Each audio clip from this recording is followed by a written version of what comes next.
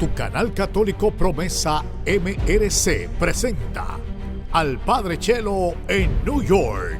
Dios hoy nos está regalando la gracia de poder ver. Solo 2 días, octubre 21 y 22. Y junto al Padre Chelo, los predicadores diácono Jorge González. El abrazo de Dios Padre que me decía yo te amo, tú eres mi hijo amado. Y Francisco Rosario. ¿Qué hay fuera de Dios? Tristeza. ¿Qué hay fuera de Dios? Desesperación. En la música, Josefina Herrera y Alexis Corniel. Señor, quédate. Renovemos nuestra fe. Un retiro que no puedes perderte. Información 347-680-5889. 347-984-5753. Presentado por tu canal católico MRC.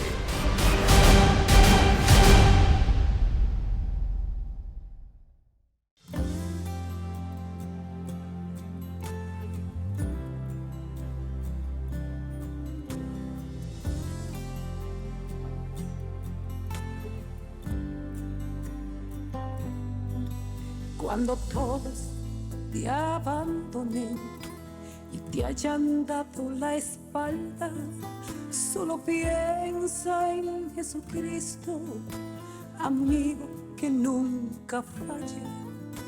Él es el amigo fiel, nunca te abandonará y siempre espera por ti, porque Él solo sabe amar. No hay amor más grande que el amor de Dios. Muy buenas noches, hermanas y hermanos. Buenas, pero muy buenas noches nos de Dios.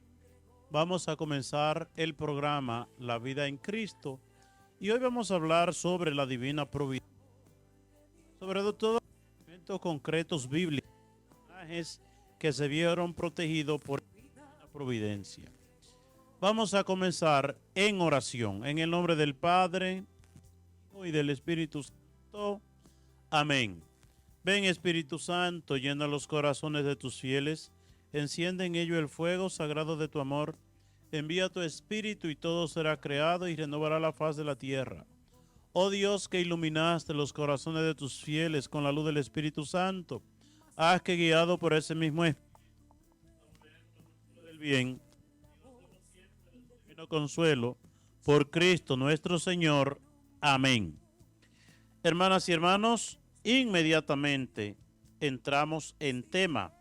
Vamos a hablar sobre la divina providencia, pero primero, ¿qué es la providencia?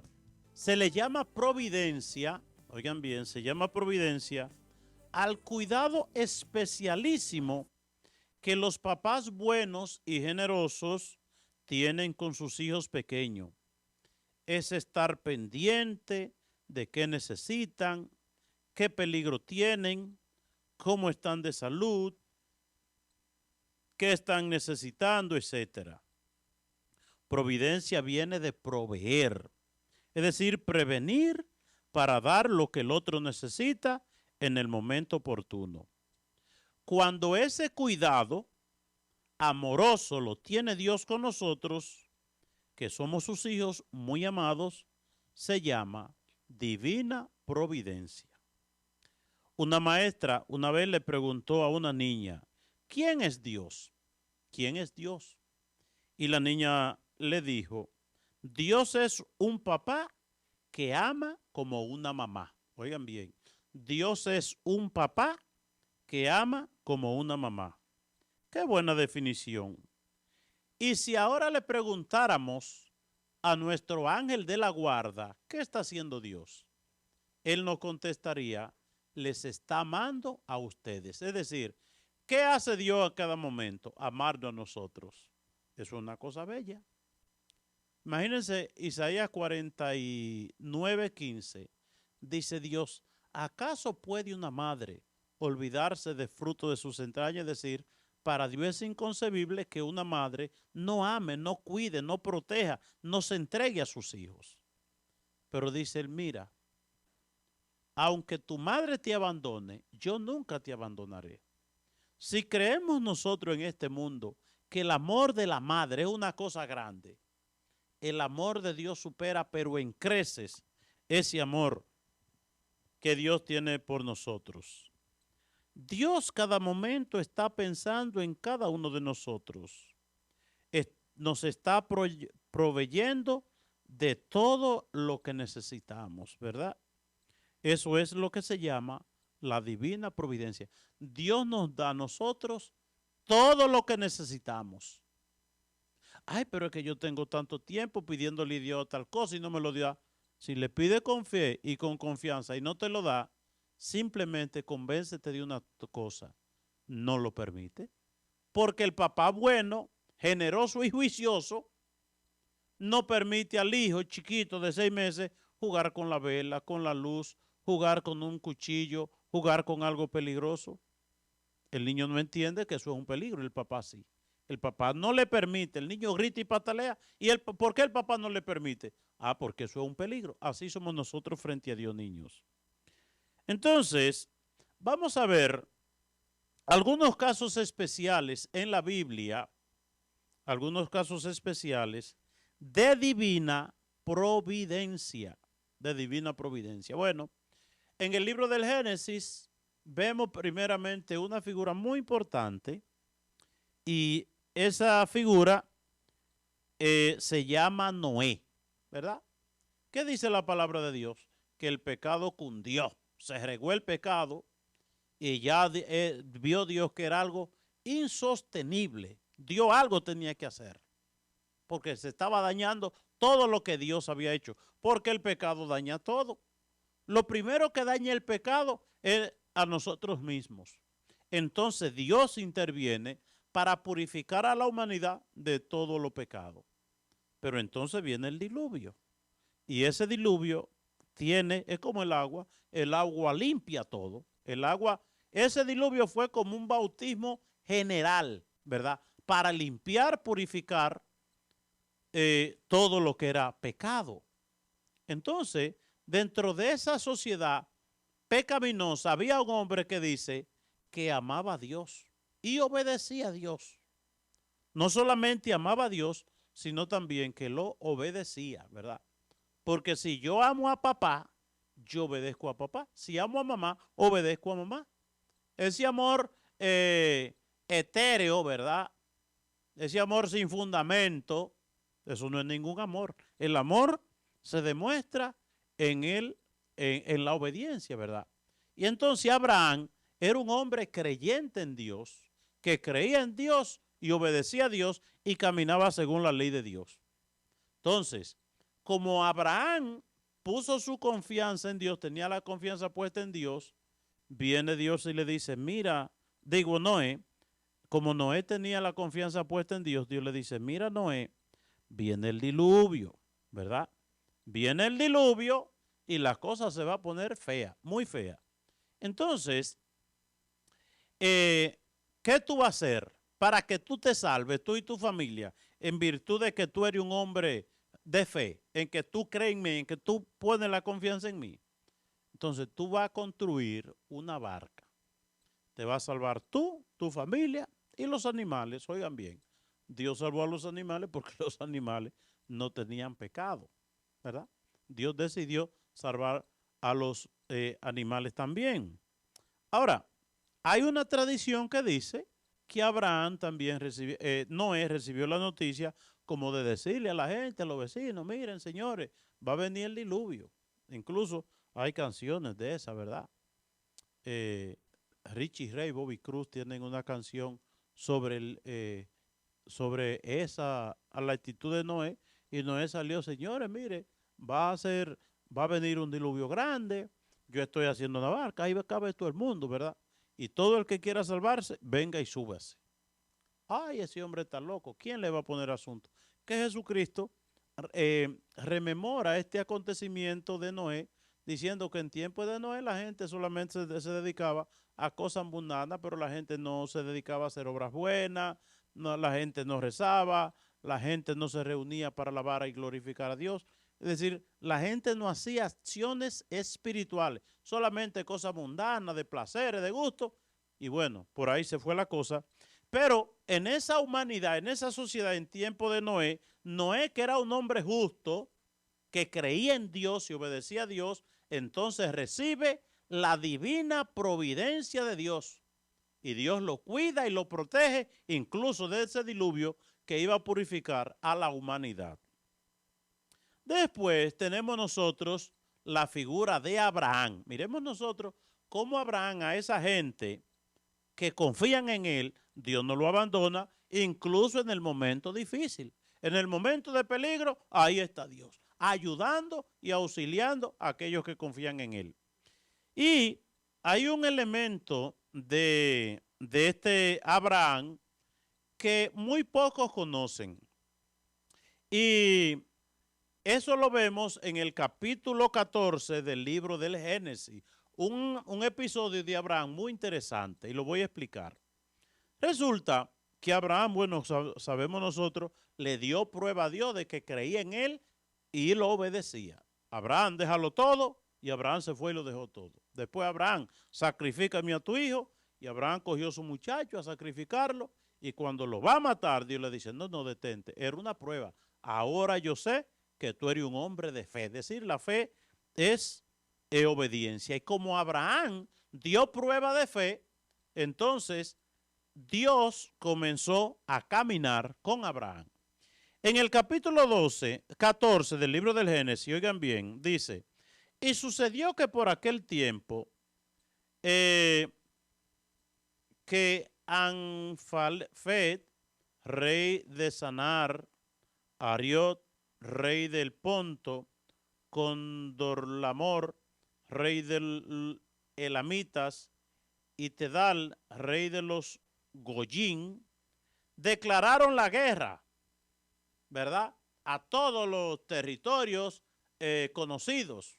Y salieron 5 reyes, oigan bien, 5 reyes salieron a acabar con todo, a adueñarse de los reinos, a robarle a la gente sus cosas. 5 reyes, ¿verdad? Y por ahí enfrentaron incluso a algunos reyes. Los 5 reyes se llevan de paro a todos los reyes y a todos los reinos y a todo lo que encontraban y andaban saqueando. Pero unos reyes medio raros eso, ¿verdad? Pero eran reyes de 5 reinos. Bueno, eso barrieron por todas partes. Pero, oigan bien, y cuando esa gente habían acabado con medio mundo, dice, el capítulo 14, versículo 14, dice, y cuando yo Abraham, que esos jefes andaban llevándose el mundo por delante, y que incluso, oigan bien, se habían apoderado, habían secuestrado a Lot, el sobrino de Abraham, dice, escogió a sus 318 de los que trabajaban con él. Oigan bien, Abraham dice, cogió 318 de sus hombres que se habían criado en su casa. Oigan bien, el hombre de fe tenía 318 hombres que se habían criado en su casa. Pero por eso es que Abraham adoptó mucha gente, ¿verdad? 318 que se habían criado en su casa. Y entonces empezó a perseguir a estos hombres. Oigan, 5 reyes acabando con todo, y Abraham, que era un campesinito, ¿verdad?, que tenía tierra, era un hombre con muchas posesiones, pero era un hombre campesino. Entonces, suponga usted, un hombre campesino con 318 gente que se habían criado con él y 5 reyes que tenían un ejército enorme. Y entonces, Abraham y sus hombres persiguieron a estos 5 reyes. Oigan bien, este campesinito cayéndole atrás 5 reyes.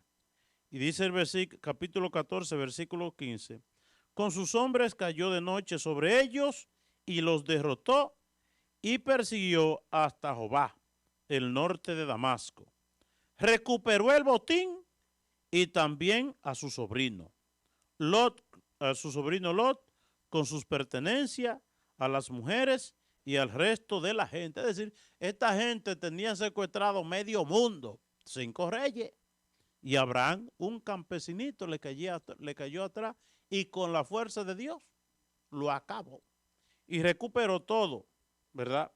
Y una cosa bonita es que entonces Melquisedec, rey de Salem, trajo pan y vino. Cuando Abraham venía y volvía, después de derrotar a esos jefes, le salió al encuentro el rey de Sodoma en el valle de Sabe, es decir, el valle del rey. Entonces Melquisedec, rey de Salem, trajo pan y vino, pues era sacerdote del Dios Altísimo, y Melquisedec bendijo a Abraham diciendo: Abraham, bendito sea Dios Altísimo, creador del cielo y de la tierra. Bendito sea el Dios Altísimo, porque entregó a tus enemigos en tus manos. Es decir, reconoce el sacerdote, oigan, después de esta batalla, de este triunfo de Abraham, Abraham no se fue a la cantina a beber, ni se fue por ahí a perder el tiempo, ni a que lo aplaudieran, sino que se fue a la iglesia, donde el sacerdote. Entonces ya con pan y vino el sacerdote celebró y bendijo a Dios y bendijo a Abraham. Y le dice: bendito sea Dios Altísimo, porque entregó a tus enemigos en tus manos. Es decir, el sacerdote reconoce y la gente reconoció que ese triunfo de ese campesino, que era Abraham, era una obra de Dios. Y entonces ellos alaban y bendicen a Dios. Qué bonito cuando nosotros logramos algo en la vida, uno reconocer la ayuda de Dios. Pero a veces los logros nuestros, no, eso soy yo, que soy inteligente, soy yo. Abraham se va a la iglesia y el sacerdote reconoce que esa batalla y ese triunfo de Abraham, ese campesino, vuelvo y repito, porque me da gracia. Me da gracia y por eso lo repito. Ese campesino con 5 reyes y lo derrotó. Pues obra de Dios.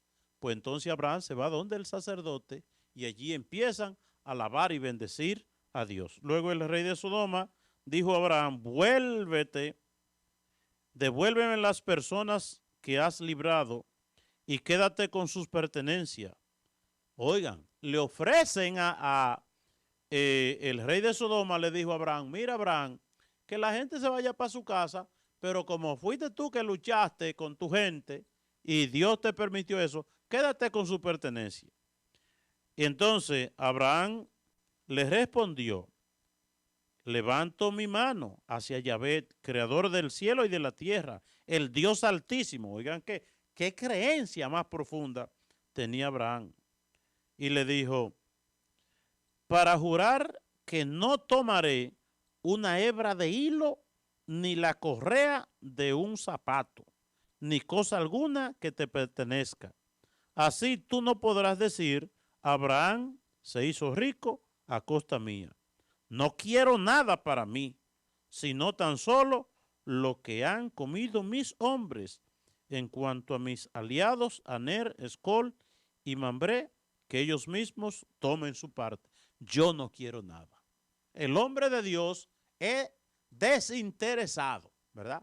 Abraham con gran triunfo, él va donde el sacerdote, allá alaban y bendicen a Dios y hasta celebran la misa con pan y vino, ¿verdad? Oigan eso fue en la antigüedad, ya un acto que prefiguró la misa. Entonces, Abraham dice: no, yo no quiero nada. Esto no es obra mía, es obra de Dios. Y además, que cada quien coja lo que quiera, yo no quiero nada. El hombre de Dios es desinteresado. Ahora, ¿dónde vemos aquí la divina providencia? Dios, pero veámoslo clarito. 5 reyes que andan acabando con medio mundo y un campesino llamado Abraham le cae atrás y de noche lo vence. Y Abraham tan claro vio que eso fue obra de Dios, ¿verdad? Abraham atribuye esa batalla a Dios y así lo declara el sacerdote Melquisedec. Bendito sea Dios que puso estos enemigos tuyos en tus manos para que tú los derrotaras, la divina providencia. Porque si hubiese sido por Abraham, por él, ¿verdad? Pues lo acaban 5 reyes a este pobre hombre, ¿verdad? Miremos nosotros, Dios no abandona a aquella gente que creen y confían en Él. Otro ejemplo en el que actúa la divina providencia, miremoslo nosotros en José. ¿Quién era José? José el de Egipto. ¿Cuánta gente que ha visto esa novela, que enseña, ¿verdad? Y han leído y conocen esta historia de José, la historia de este muchacho vendido por envidia por sus hermanos y llevado como esclavo a Egipto, ¿verdad? Ay, vendido por sus hermanos, llevado como esclavo en Egipto, se acabó José, se le acabó todo. Pero sin embargo, es verdaderamente hermosa esta historia. Allí, es decir, en Egipto, brilla el cuidado paternal que Dios tiene hacia este hijo suyo, que está dispuesto a hacer cualquier sacrificio con tal de no ofender al Creador, ¿verdad? José era el hijo menor hasta ese momento en que sus hermanos lo venden. Ya después Abraham tiene otro hijo, ¿verdad? El Benjamín, por eso se le llama Benjamín. Benjamín es el hijo más pequeño de Abraham, por eso el más pequeño de una casa es el Benjamín o el más pequeño, en atención a ese niño que tuvo Abraham después de José, después que José fue vendido, que se llamaba Benjamín, ¿verdad? Entonces, José había aprendido en su casa a respetar a Dios y alejarse de todo aquello que fuera ofensa a Dios. Él en Egipto no se mancha de ninguna manera con la idolatría que encontró en ese país. No. Eso me recuerda esa exhortación que le hace San Pablo a Timoteo. Timoteo, mira, permanece en aquello que ha aprendido en tu casa, de tu abuelita Eloida, que te enseñó la vida de fe, la vida cristiana, la oración, a ir a la iglesia. Ella te enseñó todo eso. No, permanece en eso que aprendiste, ¿verdad? Pues eso le pasó a José. Que José, siendo vendido por sus hermanos y esclavo en Egipto, en medio de su vida difícil en un principio, nunca ofendió a Dios. Se apartaba de todo aquello que ofendía a Dios. Y entonces, y la divina providencia lo fue guiando hasta convertirlo en el primer ministro de Egipto y salvador de su familia. Un resumen muy concentrado, pero que lo dice todo, ¿verdad? Los detalles los conocemos nosotros en la Biblia, ¿verdad? La divina providencia. José confió en Dios. Confió en Dios y Dios no lo traicionó. Como dice el refrán, Dios escribe derecho sobre líneas torcidas, ¿verdad? Y a través de ese principio tan funesto para José, sus hermanos lo venden. Primero lo tiran a un hoyo, planifican matarlo, tantas cosas, pero terminan vendiéndolo vendiéndolo. Esta gente lo llevan hacia Egipto, allí lo venden como esclavo, pero Dios lo fue guiando poco a poco. En medio de esas dificultades humanas, de la venta de sus hermanos, esclavo por allá, él fiel en su fe. Y Dios lo fue guiando de una manera tan admirable que se convirtió en el primer ministro de Egipto y en el salvador de su familia y el salvador de millones de gente. Porque a él fue que lo encargaron, ¿verdad? Si no es por él, no hay alimento para esos 7 años de sequías que enfrentó el faraón y el pueblo de Egipto. Y que de allí venían incluso gente de todos esos países cercanos, donde la seca había llegado. Es el salvador no solamente de su familia, sino también de una muchedumbre muy enorme. Entonces, vemos nosotros 3 gente en lo cual se ve claro la divina providencia. ¿Cómo actúa la divina providencia? En favor primeramente de Noé en el diluvio. Mira, Noé, como tú crees en mí, como tú pusiste la confianza en mí, yo te vengo a decir que viene un diluvio para que no te coja de sorpresa a una barca y te salvarás tú y tu familia. Después está esa figura de Abraham venciendo 5 reyes, un pobre campesino, ¿verdad?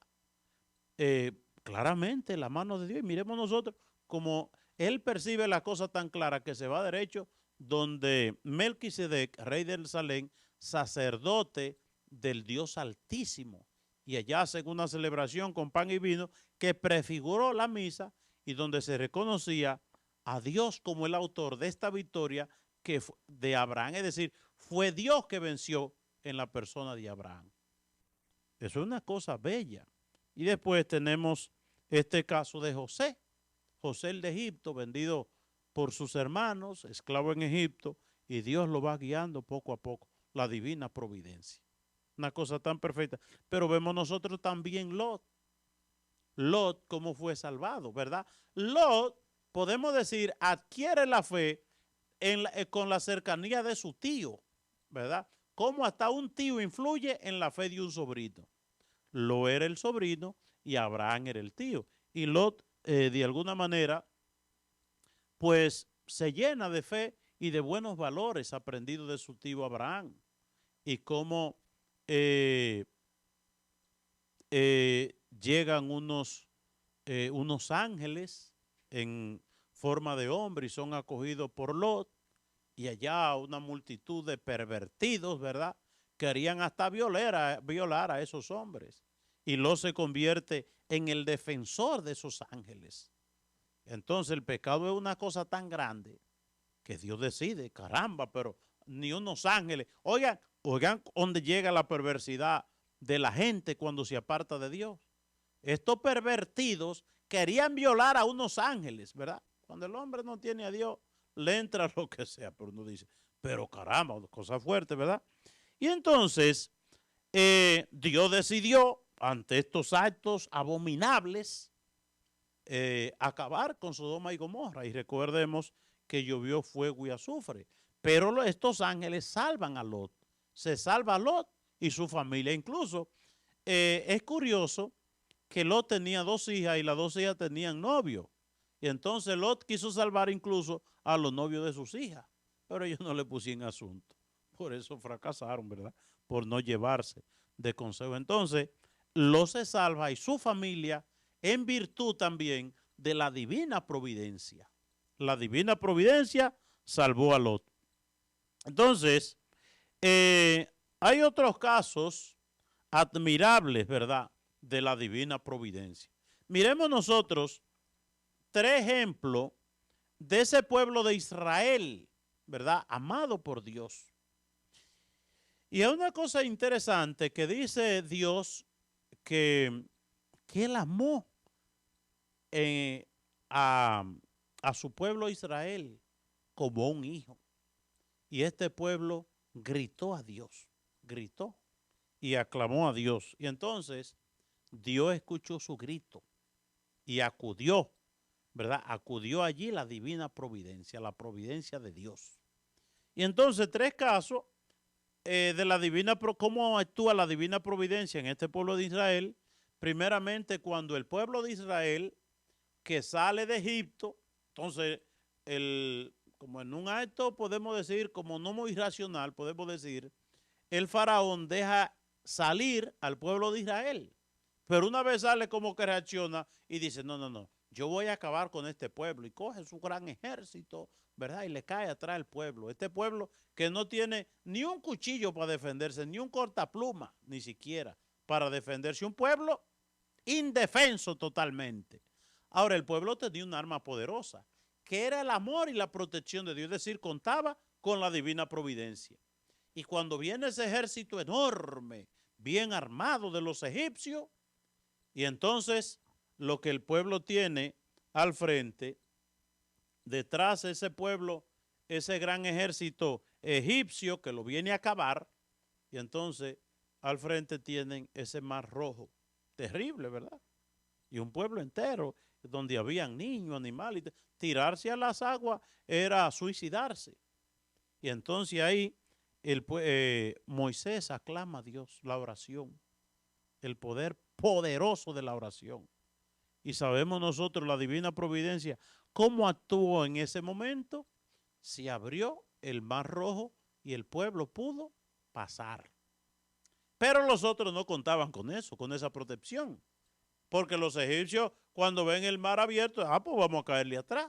Cuando se tiraron ellos al mar, ¿verdad? Que por donde había un camino seco, pues ahí vinieron las aguas y lo acabaron a todo. Es decir, Dios manifiesta su divina providencia con el pueblo de Israel, abriéndole el mar rojo en dos y después ahogando a sus enemigos, que eran los egipcios. Otro elemento de la divina providencia es cuando el pueblo no tiene comida, no tiene comida. Y aquí hay una cosa interesante. Primeramente, Dios le manda el maná, que era como un pan, ¿verdad? Y el pueblo ya tuvo pan. Ay, qué bueno, tenemos pan, tenemos pan.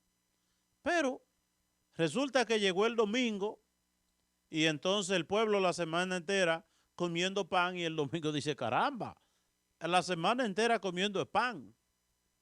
Es decir, como decía un poeta, pan por la mañana, pan al mediodía, si Dios no mete su mano, pan 3 veces al día, ¿verdad?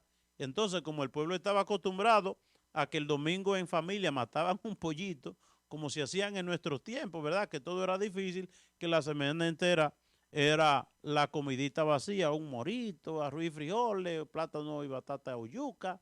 Y entonces el domingo mataban un pollito, compraban una libra de carne, porque por lo menos no hueliera algo de grasa, ¿verdad? Pues este pueblo, cuando llegó el domingo, pues se quejó. Dice, caramba, Moisés, estamos desde el lunes comiendo pan, y esto es pan por la mañana, pan a todas horas.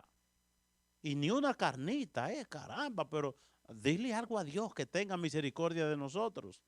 Y entonces ahí, pues Dios es hasta esto, señores. Dios añoñó ese pueblo de Israel mucho, que le dijo, pues está bien, como es domingo, vamos a darle cordonices, ¿verdad? Y vino esa banda de cordonices y cayó ahí, pues el pueblo se hartó de carne, ¿verdad? Pudo comer carne, la divina providencia. Y más tarde se acabó el agua. Y ahí está el pueblo sudando en el desierto, no tienen agua para tomar, tienen la lengua afuera, y por otro lado, ya no tienen agua para bañarse, ya tajedían esa gente, ¿verdad? Sin agua para bañarse. Entonces el pueblo sudado, sin bañarse, sediento, entonces se desesperan ahí. Pero Moisés acudió a Dios, y otro elemento también de la divina providencia fue cuando Moisés con el cayado tocó la roca y brotó agua, y el pueblo pudo no solamente tomar agua, sino bañarse. Sino, vengan, todo el mundo báñese, ¿verdad? Bonita esta historia, ¿verdad? Cuando uno la medita, qué bueno es Dios. Uno se pone a pensar, qué bueno, oigan bien, qué bueno es Dios. ¿Y cuántos elementos más podemos citar en la Biblia de la divina providencia? Pensemos nosotros, David, el rey David, cuando con 15 o 16 años era un muchacho cuidando ovejas en el campo, un muchacho desconocido, y viene esa guerra de los filisteos, ¿verdad? Y entonces David en Israel, entonces, ¿verdad? Ese muchacho llamado por Dios del campo, y está ese gigante, ¿verdad? Llamado Goliat, ¿verdad? Y entonces Goliat, con su fuerza, con su armamento, con su jabalina, con su casco protector, con su armadura, ¿verdad? Una cosa tremenda, solamente verlo, eso daba miedo. Y el pobre David, que era pequeño de estatura, ¿verdad? Pequeño de estatura, desarmado totalmente. Entonces, ¿qué pensó el gigante Goliat? este no me va a saber a nada. Pero una cosa muy bonita, lo que dice David cuando se ve enfrentar al gigante, dice, mira, tú vienes donde mí con tu fuerza, tú vienes con tu armadura, tú vienes con tu arma, ¿verdad? Tú vienes con todas las cosas humanas a vida y por haber. Y yo voy con una sola arma. Ajá. ¿Y dónde está que no la veo? La gracia de Dios. Y con eso te voy a acabar. Porque no soy yo lucho en nombre de Dios, de ese el Dios altísimo. Y Dios me dará la fuerza para acabarte y derribarte. Y el otro ahí se muere de la risa, ¿verdad? Quizás hasta se tiró al suelo para regirse, pataleando allá de la burla contra este muchacho insignificante, pequeño y frágil que era David. Y jovencito, 15 o 16 años. Entonces David va convencido en el poder de Dios. Lo que es el convencimiento, la confianza en Dios. Porque cuando actúa la divina providencia en nosotros, cuando nosotros confiamos en Dios. Ahí es que actúa. Porque armamos las cosas tan bien a veces que Dios no cabe. Es decir, cuando armamos nosotros nuestros proyectos y calculamos todo y no metemos a Dios en nuestro proyecto, Dios se queda fuera. Pero David estaba convencido de una cosa. Aquí la gracia y la fuerza de Dios son los elementos que me darán la victoria. David ciegamente confiaba en Dios en ese momento. Y sabemos la historia que David coge una piedra y una soga allí como una onda. Eso es una cosa, cuando uno lee eso, uno de la ciudad, quizá uno no entiende. Pero en el campo sí practicábamos eso, que uno cogía una soga, ¿verdad? Una hébrata de cepe plátano, y uno la envolvía en la mano y uno metía la piedra en la parte inferior y le daba 2 vueltas y la aflojaba y eso salía con una fuerza grande. Pues eso hizo David. Cogió una cuerda como onda, puso la piedra ahí, le dio 3 vueltas, se la disparó al gigante y se clavó justamente en la frente y muerto el hombre, ¿verdad? Lo que nadie se esperaba, y es lo que hace grande a David. ¿Qué es lo que hace grande a David? Esta derrota que fue claramente una victoria de Dios. Podemos ver claramente aquí la divina providencia a favor de David y el pueblo de Israel, ¿verdad? David, que sabemos nosotros su historia subsiguiente, una historia de confianza en Dios, marcada por la fragilidad y la debilidad humana. En un momento David pecó, pero se levantó. Por eso David es en el pueblo de Israel una cosa grande, ¿verdad? Es un héroe nacional. Y David se llama en Israel el rey según el corazón de Dios, ¿verdad? Y cuando uno va a Israel, pues es inevitable esa visita a la tumba del rey David, custodiada y visitada por tanto, ¿verdad? Y hasta yo he ido. Bueno. Después hay una historia muy bonita donde es una historia para leerla, ¿verdad? No tenemos tiempo para un programa de 1 hora leer el libro de Tobías. Es una historia bellísima.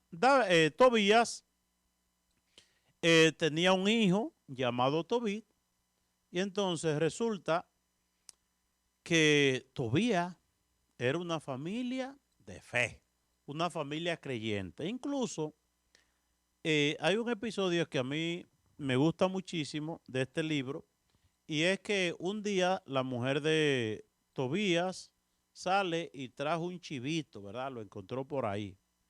Entonces, ay mujer, ¿dónde tú encontraste ese chivo? Cuidado si te lo robaste por ahí. Y la mujer se incomoda y todo. Pero Tobías hace esta como investigación y este reproche para cuidarse, ¿verdad? Cuidarse. No vaya a ser que sea robado, no vaya a ser que sea mal habido. El hombre delicado de conciencia. Bueno, resulta que David había prestado un dinero por allá a un amigo, pero ese estaba en un lugar muy lejano. Entonces ¿cómo puede mandar a su hijo tan jovencito solo para allá? Entonces se le aparece una cosa muy interesante, el ángel Gabriel en forma de hombre, y se hace amigo, y lo acompaña, y por allá es una historia muy bonita, eso es para hacer incluso una novela, y cómo el ángel Gabriel va guiando, va protegiendo, va cuidando, va orientando a este muchacho hasta que consiguen el dinero. Y por allá incluso el hijo de Tobías se enamora de Sara y cómo hay una cuestión aquí porque Sara tiene un demonio que todos los hombres que se casan con ella la noche de la luna de miel mueren. Entonces ellos, una cosa bonita de cómo un muchacho de buena familia, ¿verdad? La noche de la boda se pone a orar, pidiendo la bendición a Dios por él, y dicen ellos, mira, tú sabes que yo no me puedo juntar con esta mujer como hacen los paganos, que los paganos se juntan como se juntan los animales sin la bendición de Dios. Dicen, no, no, no, no, no. Ay, no, yo no me puedo juntar así, tenemos que rezar. Ven, Sara, arrodíllate al lado mío para que recemos. Y esa oración de Tobit a Dios le dice, Señor, tú sabes que si me caso con esta idea de Israel, no es para satisfacer mis pasiones, no es cuestión de placer, es para formar un hogar donde se alabe y se bendiga tu nombre. Bueno, pues el papá de Sara dije, bueno, este muchacho va a amanecer muerto como han amanecido muertos los otros que se acuestan con mi hija. Pero resulta que aquí había fe y actuó también la divina providencia. Incluso como el ángel Gabriel, lo orienta a él con la hiel de un pez, que se la ponga a su papá en los ojos y él se va a sanar, y así sucede. Una historia bellísima, es una historia de la divina providencia, ¿verdad? Esta historia de el libro de Tobías. Pero vamos a ver dos elementos, por últimos, dos elementos bíblicos también de divina providencia. Vamos a verlo en el libro del profeta Daniel. Dos elementos, miren, Daniel es del tiempo del profeta Jeremías. Daniel es uno de los que llegan como esclavo con la intervención, recordemos, lo que había profetizado Jeremías, y fue la intervención de Nabucodonosor, rey de Babilonia, que saqueó el templo, destruyó el templo, no quedó piedra sobre piedra, mató muchísima gente en la ciudad y se llevó a algunos hombres para allá, se los llevó como esclavo. Y allá va este muchacho, Daniel. Y en el capítulo 6 del libro de Daniel, en el capítulo 11, vemos una cosa tan bonita de lo que es la divina providencia. El rey el rey de Babilonia había decretado, oigan lo que había decretado, que nadie podía rezarle a Dios. Que esa gente, los israelíes que estaban allá, el que rezara y lo encontraran rindiéndole culto a Yahvé, lo iban a matar. Y entonces, este muchacho, lleno de fe, esto lo leemos en el capítulo 6 del libro de Daniel.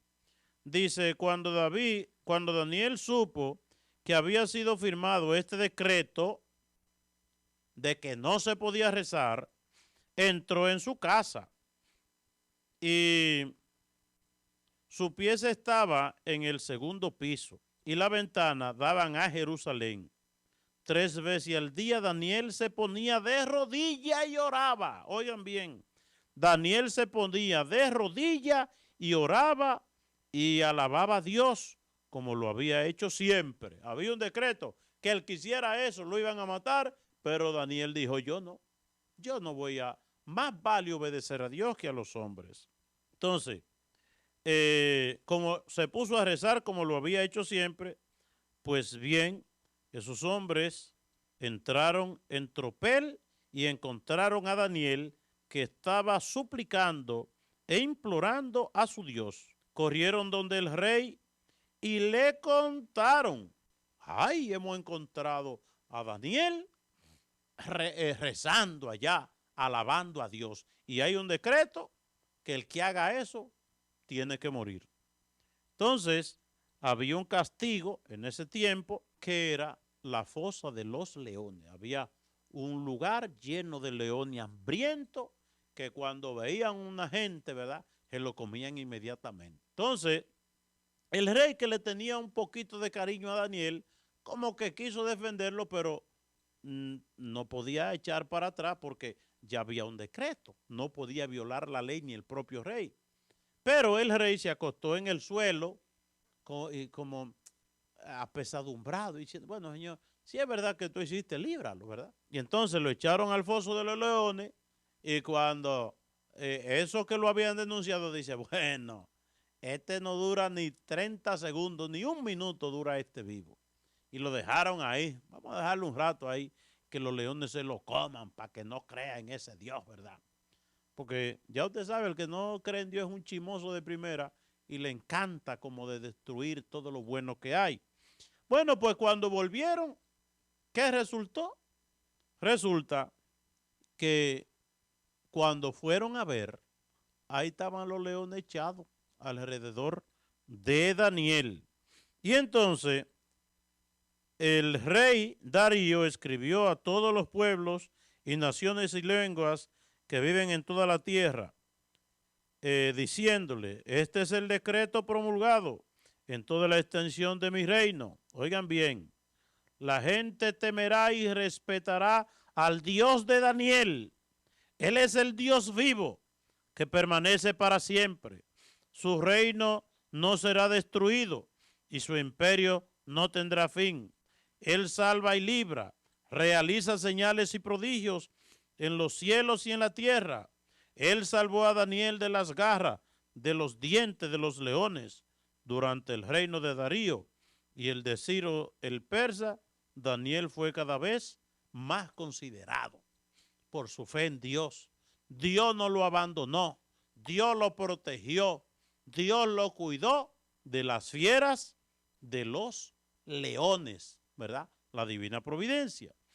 Y cuando vamos nosotros al mismo capítulo 3, cuando vamos al capítulo 3 de este mismo libro de Daniel, resulta que también hay tres muchachos aquí, que es uno, Sidrat, Misat y Abdenago, que ahí está Daniel también, eran fieles a Dios.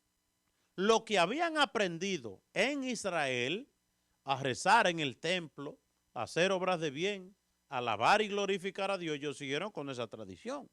No podían abandonar su fe. Y entonces, resulta que ellos también, pues le prohibieron. Ustedes le prohibimos terminantemente toda expresión religiosa.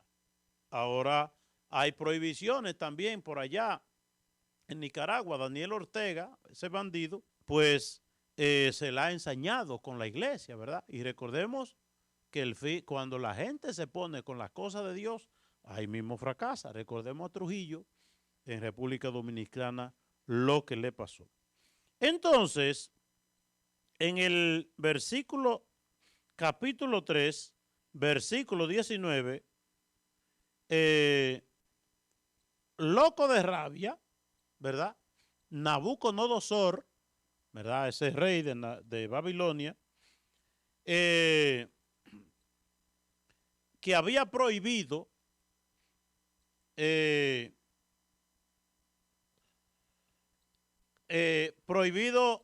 como toda clase de expresión religiosa, le dijo: mira, Sidrat, Misat y Abdenago, ustedes no pueden de que alabar a Dios. No, nosotros tenemos nuestro propio dioses. Entonces respondieron al rey Nabucodonosor: no necesitamos darle una respuesta de que si vamos a obedecerte a ti o a Dios. Si nuestro Dios al que servimos quiere salvarnos del horno ardiente que tú vas a preparar y de tu mano, nos salvará. Pero si no lo quiere, has de saber que no serviremos a tus dioses ni adoraremos la estatua de oro que elegiste. Es decir, querían obligarlo a que se arrodillaran delante de una estatua pagana de oro. Y a mí me gusta mucho eso. Dice, mira, nosotros rezaremos a Dios. Y si Dios quiere salvarnos, que nos salve. Y si Él no quiere salvarnos, como quiera, de ninguna manera nos arrodillaremos ante lo que tú nos propones. No. Loco de rabia, Nabucodonosor cambió de actitud con respecto a Sidrat, Misat y Abednego. Ordenó que calentaran el horno 7 veces más de lo que era costumbre. Luego dio orden a los hombres más forzudos de su ejército que lo ataran y que lo echaran al horno ardiente. Ataron pues a esos hombres y lo echaron al horno ardiente con sus manos, túnicas, turbantes y todas las demás ropas. Como la orden del rey era irrevocable, se había calentado el horno al máximo. Oigan bien, así fue como las llamaradas mataron a los hombres que lo tiraron. Es decir, aquellos que fueron a tirarlo a ellos al fuego, el fuego era una cosa tan grande que lo quemó a lo que lo llevaron. Entonces esos 3 hombres, Sidrat, Misat y Abednego, cayeron en el horno ardiente amarrados. Pues bien, caminaban en medio de las llamas, alabando y bendiciendo a Dios. En medio de la llama de la dificultad, ahí estaban ellos de pie, en medio del fuego, alabando a Dios. Entonces, al final, eso en el versículo 19 y siguiente, y en el versículo 91, dice, el rey Nabucodonosor se quedó sin resuello, se levantó rápidamente y preguntó a sus consejeros, ¿no echamos a esos 3 hombres amarrados al fuego? Respondieron, ciertamente que sí. El rey añadió, pues bien, veo a 4 hombres que caminan con toda libertad en medio del fuego, sin que sufran nada. El cuarto se parece a un hijo de los dioses, se parece como a un ángel. Nabucodonosor se acercó a la puerta del horno ardiente y exclamó, Sidrat, Misat y Abednego, servidores de Dios Altísimo, salgan y vengan para acá. Entonces Sidrat, Misat y Abednego salieron de en medio del fuego. Los funcionarios, prefectos, gobernadores y consejeros del rey se juntaron para ver a esos hombres. El fuego no le había hecho nada. Ni su cuerpo ni su cabellera estaba quemada. Sus ropas no habían sido tocadas y ningún olor a quemado despedían ellos. Nada había pasado. Poder de la divina providencia. Hermanas y hermanos, así llegamos al final del programa La Vida en Cristo.